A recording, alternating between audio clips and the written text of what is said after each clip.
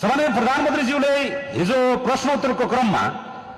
तल बसिरहनु भएका एकजना सांसदले उठेर भन्नुभयो नेपालको सिमाना भारतले मिचेको छ, नेपालको मिचिरहेको सिमानाको सन्दर्भमा अहिलेको सरकारको धारणा के हो भनेर सोध्ने क्रममा सामान्य प्रधानमन्त्रीज्यूले भन्नुभयो म सरकारमा आएको झन्डै 2 महिना जति पनि भएको छैन, मैले सबै कुराहरू नयाँ ढंगबाट बुझ्दैछु। दुई देश बीचको सिमानाको समस्या दुई दाई भाइ जसरी बसेर वा मित्र जसरी बसेर दुई देश बीच डिप्लोमेटिक ढंगबाट बसेर छलफल गरेर टुङ्गाउने बारेमा छलफल भएको छ। र सँगसँगै उहाँले अन्तिममा पनि के भन्नुभयो भने म प्रधानमन्त्री भइसकेपछि एउटा रिपोर्ट पनि थाहा पाए कि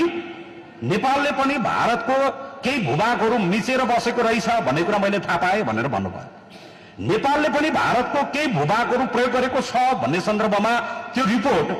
पहिलोचोटि सम्माननीय प्रधानमन्त्री बालेन्द्र शाहले हिजो सदनमा बोलेको जस्तो सुनिए तापनि तत्कालीन गृहमन्त्री वामदेव गौतमलाई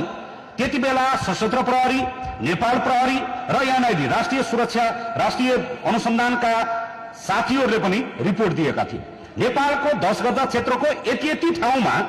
60 ठाउँमा भारतले मिचेको छ, 40 ठाउँमा नेपालले पनि त्यो भूभाग प्रयोग गरेको छ भनेर चाहिँ रिपोर्ट दिएको थियो त्यति बेला। अब म तपाईलाई बताउँ, म बाँके क्षेत्र नम्बर 3 बाट निर्वाचित भएर आएको सांसद हो। बाँकेको नरैनापुर भन्ने ठाउँको एउटा घोडा दौडिया भन्ने एउटा ठाउँ छ। त्यो घोडा दौडिया भन्ने ठाउँ चाहिँ एउटा घरको एउटा कोठा नेपालमा पर्छ, एउटा कोठा इन्डियातिर पर्छ। त्यस्ता ठाउँहरू सबै घरको चुला चाहिँ कोही नेपालतिर पर्छ, घरको सुत्ने कोठा चाहिँ कोही इन्डियातिर पर्छ। त्यो घोडा दौडिया भन्ने ठाउँको चाहिँ त्यो पहिला एउटै गाउँ थियो, पछि त्यो 10 गजा नेपालको त्यो सीमा त्यसलाई चाहिँ वारपार गराइसकेपछि त्यो 10 गजा क्षेत्रमा अहिले पनि दुई देशका वारिपारीका नागरिकहरूले त्यसलाई एउटा आगरीको रूपमा प्रयोग गरेर बसिरहेका छन्। अहिले पनि धेरै ठाउँहरू छ त्यस्तो, तराईका अधिकांश ठाउँहरूमा छ कि ताकि त्यो घरै त्यो सिमानामा परेर बसेको छ। अनि बाहिर भन्ने साथीहरूले कस्तो भनिरहेका छन् भने एउटा देशको प्रधानमन्त्री भएर हामीले अर्काको सिमाना मिच्याछौँ भनेर भन्ने थियो। योभन्दा पहिलाका प्रधानमन्त्रीहरूले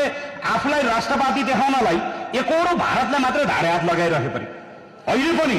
नेपालका लाखौं लाख गरिब दलित उपेक्षित वर्ग त्यो भारतमा भाँडा माझेर बसिरहेको छ, कुल्ली काम गरेर बसिरहेको छ, सेक्युरिटी गार्ड गरेर बसिरहेको छ, त्यहाँ पीडा सहेर बसेको छ, त्यहाँ ढिँडा सहेर बसेको छ। छिमेकमा भारत हुन्थेन भने कर्णाली सुदूरपश्चिमका अधिकांश मेरा घरका दाई भनाजुहरू भोगै मर्नुपर्ने अवस्था थियो। दलित समुदाय कति छ, पन्जाबमा कति छ, दिल्लीमा कति छ, मुम्बईमा कसरी बसिरहेको छ दलित, त्यहाँका गरिबहरू कसरी अर्काको देशमा कुन स्तरमा बसिरहेका छन्। यहाँ त कस्तो गरियो भने भारतलाई जसले ठुलो स्वरमा गाली गर्न सक्छ त्योबाट राष्ट्रवादी कहलिने यस्तो खालको गलत परम्पराले न सम्बन्ध राम्रो हुने न जनताले सुख पाउने हुन्छ। सम्माननीय प्रधानमन्त्रीजीले भनेको कुरा पनि त्यति हो। मात्रै के हो भने हामीले आफूले मिचेको कुरा चाहिँ अहिले यो विद्वान भन्नेहरूले मैले यसो टिप्पणी गर्छु, भारतलाई केही भएको छैन, नेपालले किन बोल्नु परेको छ भने आफूले लगेको भाग चाहिँ बोल्न नपर्ने, मैले जति लगाएको छु लगे अनि मेरो चाहिँ फिर्ता दिए भन्ने कुरा मात्रै छलफलको विषय हुन्छ। इमान्दारितापूर्वक भनिएको कुरा के हो भने मैले पनि कहीँ चाहिँ मुछिएको ठाउँ छ भने हामी पनि छोड्छौँ, तैँले पनि अस्वाभाविक ढङ्गबाट मुछेको ठाउँ चाहिँ छोडिदिनुपर्छ भनिएको थियो। तर त्यसलाई चाहिँ अहिले बडो अतिरञ्जित गराएर के न्यु पाउँ लुतो कनाउँ भएर साथीहरू बस्नु भएको थियो। हिजो आएर अलिअलि प्रधानमन्त्री यसो कनाउने के थाल्नु भएको थियो, फेरि सबै चाहिँ कनाको कनाई बुरुक उभिनु भएको छ। म अचम्म लाग्छ कहाँ थियो यिनीहरू 75 वर्षसम्म कसले गरेको थियो देशको 7 साल पछाडिको यसो क्रान्तिलाई हेरौँ भने त यिनै बसिया थियो। फेरि यिनकै दाई भाउजू थिए, यिनकै बाउ थिए, यिनकै आमा थिए, सबैले घेरो हालेर फेरो हालेर बसिया थियो त देशमा। त त्यही थियो लिपुलेट, त्यही थियो लिम्पिया झुरा, यही थियो देश, त्यही थियो भारत। लडाइँ हुन्थ्यो कसले रोकेको थियो छलफल गर्नलाई। यो अनावश्यक यो गर्नु जरुरी छैन। देशको माग हामीलाई पनि छ, जसले देशलाई लुटेर चुसेर खोक्रो बनाएर ध्वस्त बनाएर बस्न लायक नबनाएर जसले देशलाई ध्वस्त पारेर छोड्यो तिनै केही भ्रष्टाचारीका अवशेषहरू अझै संसदमा गएर यसो त्यसो गरिरहेका छन्। अब हिजो त हामी बसेकै ठाउँमा आएर हाम फालेर आएर हामीलाई पिटेर लहटेका छन्। फेरि हामीलाई नै धकल पकल पारेर हाम्रै सभापतिको कुर्सी भाँचेर हाम्रो प्रधानमन्त्री बस्ने कुर्सी भाँचेर यहाँबाट भन्नुपर्ने कुरा त्यही हो, जसले जेएमजीलाई गोली हानेर मार्यो, जसले यो देशलाई अहिलेसम्म लुटेर चुसेर बालुवाटार खाएर व्हाइट बडी खाएर देश खाएर संसार खाएर देशलाई एउटा धोत्रो बनाएर आएको छ। हामीलाई त रवि दाइले नबोल्नु भनेर मात्रै हो, हामीलाई त रवि दाइले नबोल्नु अब भयो जे हुनु भयो नबोल्नु भनेर भएर नत्र यिनको बालाई हेलिकप्टर चलाएर लखेटेको हामीले नै हो त्यो सकिन्छ त लड्न के ठुलो कुरा छैन हामीलाई त नबोल्नु भने भएर मात्र नबोले हामीले तर पनि फेरि हाम्रै प्रधानमन्त्री बस्ने कुर्सी भाँच्न आउने हो भने